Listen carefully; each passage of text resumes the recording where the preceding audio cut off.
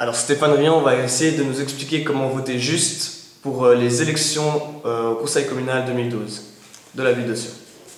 Alors je vais essayer d'être aussi précis que l'a été Christophe Clivat à l'Index, et je recommande à tout le monde de lire son article qui explique de manière circonstanciée et complète comment il faut voter juste aux élections communales. Alors chaque citoyen a reçu cette enveloppe qu'il ne doit pas déchirer, mais ouvrir et la conserver pour la renvoyer à la commune dans le délai indiqué. Chaque citoyen a reçu également cette feuille qu'il s'agit de signer et de mettre dans l'enveloppe pour valider son bulletin de vote. Et vous avez donc à la fin l'adresse à la commune. Ce qui est très important, c'est qu'il faut affranchir l'enveloppe, à défaut il y aurait une nullité.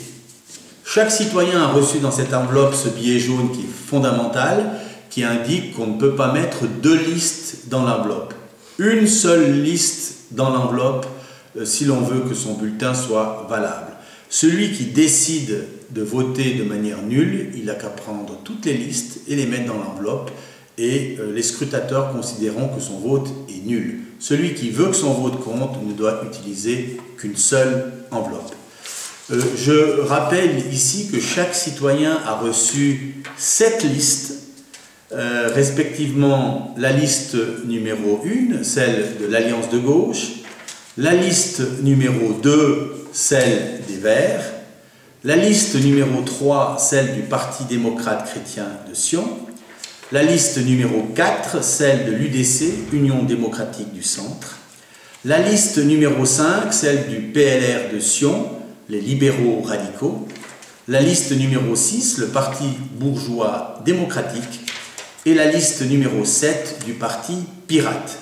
La dernière liste, la 8e, c'est une liste blanche.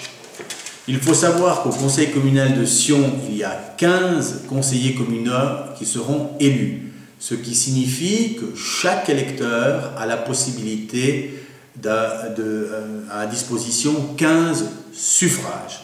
Il faut ici distinguer les suffrages des voix.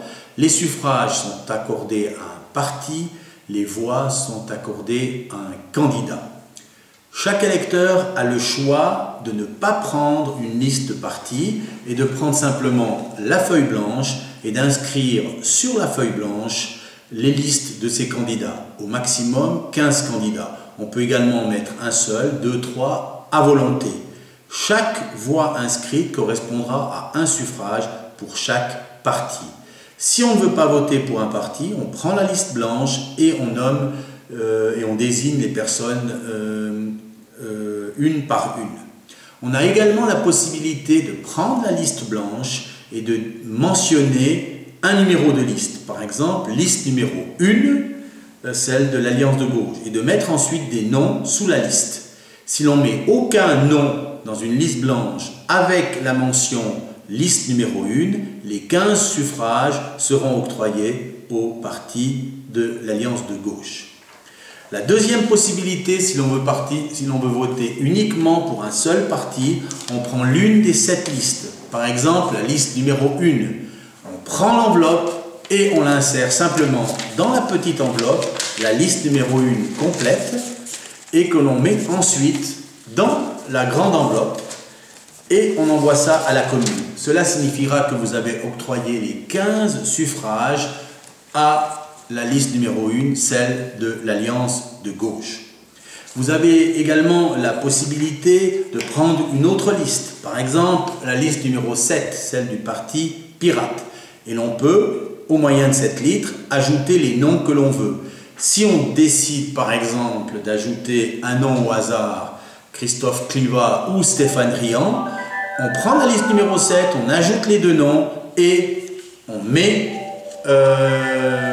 ce nom dans la liste, dans l'enveloppe. On a également la possibilité de prendre la liste une liste quelconque, par exemple la liste numéro 2, celle des Verts, et de procéder à un traçage de l'un ou l'autre nom. Si l'on trace l'un ou l'autre nom, cela signifie que ce candidat n'aura pas sa voix, mais qu'en revanche, les 15 suffrages demeureront au parti des Verts. Et une dernière possibilité, vous pouvez prendre la liste, par exemple, la liste numéro 5, celle des libéraux radicaux. Vous pouvez tracer l'un ou l'autre nom de cette liste et en rajouter ceux des autres listes concurrentes. Cela signifiera que vous octroyerez 15 suffrages moins les voix que vous octroyez à ceux des autres candidats. C'est ce que l'on appelle une liste panachée. Donc je résume, l'utilisation de la liste blanche, l'utilisation de la liste numéro 1, que je souhaite que vous serez nombreux à prendre, ou l'utilisation d'une autre liste avec panachage, soit avec un traçage, soit avec une adjonction des candidats de l'Alliance de gauche. Et je crois que le plus important aujourd'hui, c'est simplement de se dire qu'il faut aller voter. Je dirais même plus, il faut aller voter en souriant. Merci Stéphane.